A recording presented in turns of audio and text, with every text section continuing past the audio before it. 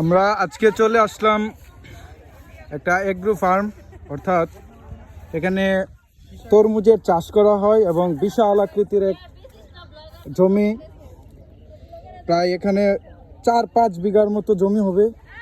এখানে হচ্ছে আমরা সর্ব জমিতেই দেখা যাচ্ছে তরমুজের চাষ এবং ফলন প্রায় শেষের দিকে। কৃষক আছে এই ঘরের ভিতরে, ও এখানে একজন কৃষক আছে, আমরা তাকে কিছু জিজ্ঞেস করতে চাই। ভাইয়া যান। জি ভাইয়া। এখানে প্রচন্ড রোদে, আপনি তীক্ষ্ণ রোদে কাজ করছেন, আপনাকে ডিজিটাল একজন কৃষক মনে হচ্ছে।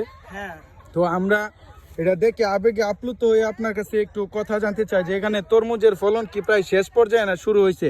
না আসলে আমাদের এই তরমুজ মানে এখন তো শেষ পর্যায়ে ফসল, বুঝতে পারছেন। আমার তরমুজের সিজন কিন্তু এখন শেষ পর্যায়ে, আর বৃষ্টি হইলো তরমুজের জন্য বিষ। আচ্ছা, তো আমরা আমাদের এখানে অনেকগুলো তরমুজ ছিল, আমরা অলরেডি বিক্রি করে দিয়েছি। আর এখন যেগুলো আছে না মানে শেষ পর্যায়ে, মানে দেখেন গাছগুলা মৃত, বৃষ্টির সিজনে তরমুজ মানে ফলন হয় না, আর গাছগুলো মৃত মানে মরে যায়।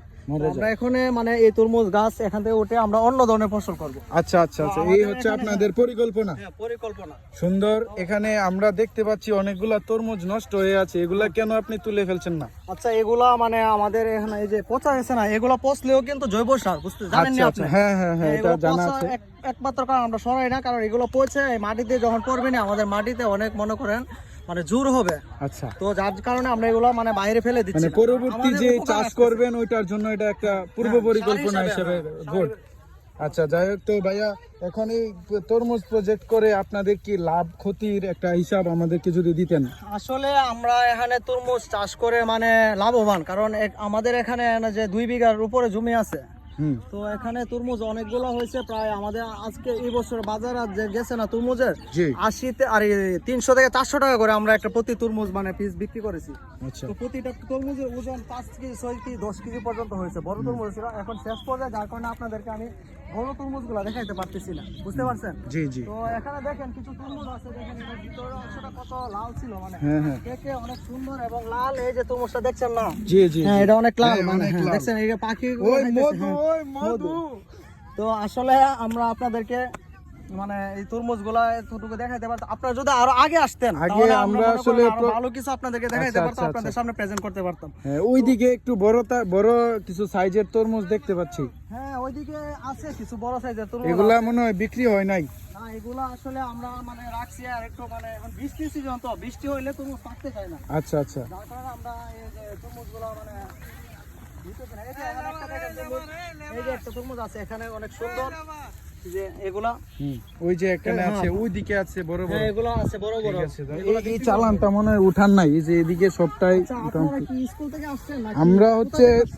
আমরা হচ্ছে যুব প্রশিক্ষণ কেন্দ্র ব্রাহ্মণবাড়িয়া। তো যুব প্রশিক্ষণ কেন্দ্রে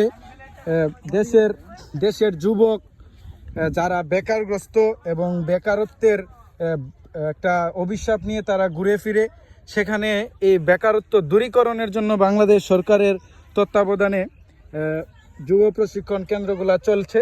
এবং সেখানে আমরা যারা বেকার যুবক যুবতী আছে তাদেরকে হচ্ছে প্রশিক্ষণের মাধ্যমে দক্ষ করে তোলা হচ্ছে এবং বিভিন্ন সাইটে। তাহলে ওরা যে আসছে মানে ওরা কি আপনাদের মানে এই যে কোর্সে আসছে নাকি? হ্যাঁ, সবাই আমাদের এখানে অংশগ্রহণকারী এবং তারা প্রত্যেকেই কৃষি খাতে দক্ষতা অর্জন করেছে।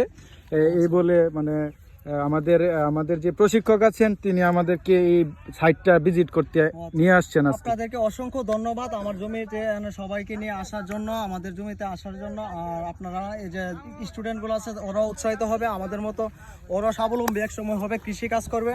তো আমি আপনাদের জন্য দোয়া করি, আর আপনারা একটু মন দিয়ে সেরা এই ক্লাসগুলো করেন, ম্যাডামে কিভাবে শিক্ষা দিতেছে ওই কাজগুলো করেন। তো আমি এখন একটু বিদায় নিতেছি, সবাই ভালো থাকবেন, সুস্থ থাকবেন। ধন্যবাদ আপনাকে, অসংখ্য ধন্যবাদ। আপনাকে দেখে আমরাও অনুপ্রাণিত। হ্যাঁ, আমি এতক্ষণ সাথে ছিলাম চিংচাং পাং ফাং তরমুজ ক্ষেত, দ্যাট ইজ তরমুজ। মহসিন ভাই আজকে তরমুজ খেতে এসে চুরি করে, দ্যাট ইজ কাটিং কাট চোর হিসাবে। হ্যাঁ, আরে কি কইতে